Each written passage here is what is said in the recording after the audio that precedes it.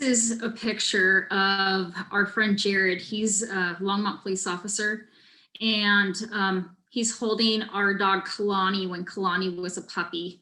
Kalani grew to be probably 3 times that size, but he was cutest dog. He was the most hyper dog I will ever meet in my life, but the biggest teddy bear as well. So Rhodesian Ridgeback, we rescued him from the shelter, and oh my gosh, what a love. So let me tell you how much energy Kalani had. He would take both boys on their sled and pull them around the neighborhood, up hills too, for 45 minutes, and then come home and run around the backyard for another 45 minutes and still not be worn out. It's just this dog never got rid of his energy. So one day, my husband was out of town, and I'm out front doing some yard work. And I thought, oh, it'd be fun to have Kalani come hang out with me. So I pulled Kalani out and I said, okay, Kalani, stay here. So he stayed, and until there was a rabbit running across the neighbor's yard across the street. And what do dogs do when they see a rabbit? They chase the rabbit. So there Kalani goes darting across the street. And the rabbit went under their fence, but next to the fence, there was a downspout. And Kalani thought that the rabbit went up the downspout. Okay. So he is tearing into the downspout trying to get this rabbit. Well, in the process, the metal ripped up his mouth, hence lots of blood. And I'm running across the street trying to get Kalani to pull off, and he was not going to stop no matter what. So I pull him off, and I'm thinking, okay, these neighbors aren't home.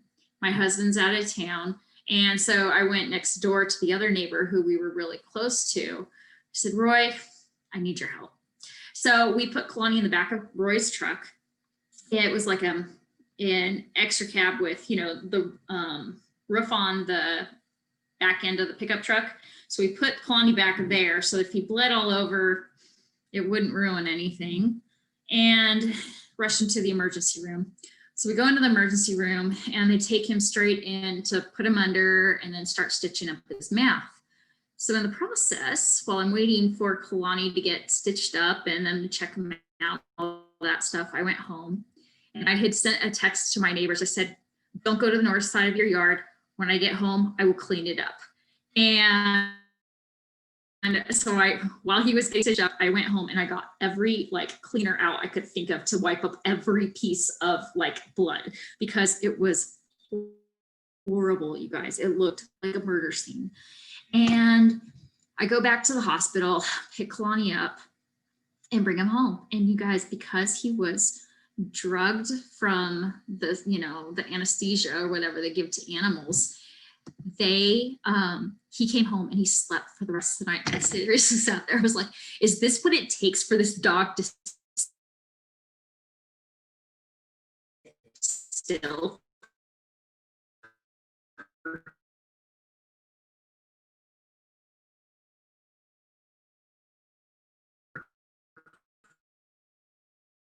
Five minutes. So my neighbor and I were trying to hold him down. One of us hold him down while the other one tried to get it out.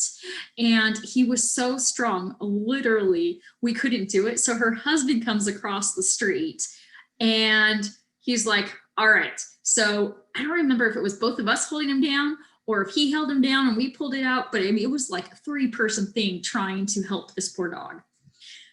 One last thing with Kalani. When I used to take him for walks, he would take me for a walk. So he was so big and strong. He would pull me down the street. And I remember one day our neighbor Joe comes out. He goes, Carrie, get in here right now. I was like, okay. So I walk up into his house. He's like, I'm going to teach you how to walk that dog so he's not walking you anymore. But oh, Kalani, he was such a lover. I loved that puppy. So that was our Kalani boy.